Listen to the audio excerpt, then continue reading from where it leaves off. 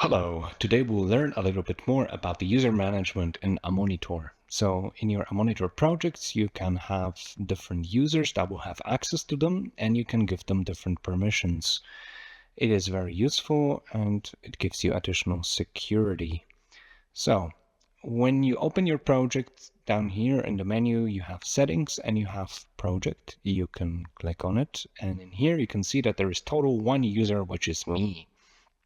But right here you have an edit button, and here you can change and add new users.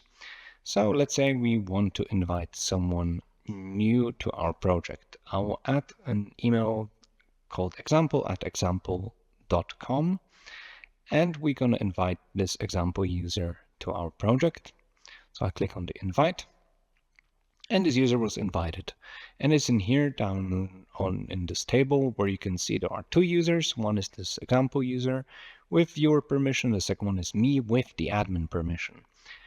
So you can change the permission that was added by default, which is viewer, and you can set it up to be anything else. It can be user, configurator, viewer, guest, or you want to remove the permission of this user to this project.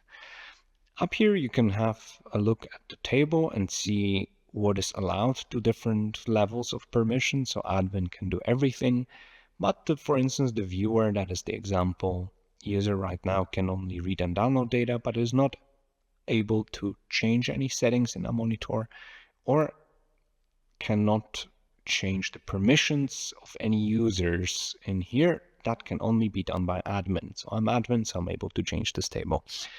So let's say we want that our example user will be a configurator.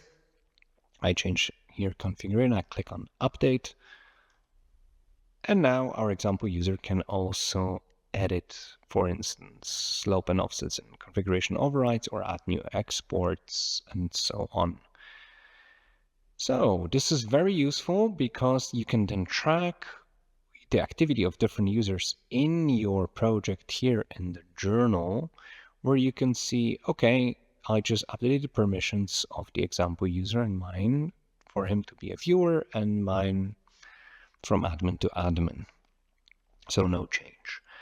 So this is very useful because if you have multiple users, you can exactly see which user did what, and sometimes you can then ask your colleague, why did he change slope and offset or so, or why did he change the export? So it's very useful, and it adds you additional security because sharing an account and password is never a good idea. And in here, everyone can have his own dedicated user. Thank you.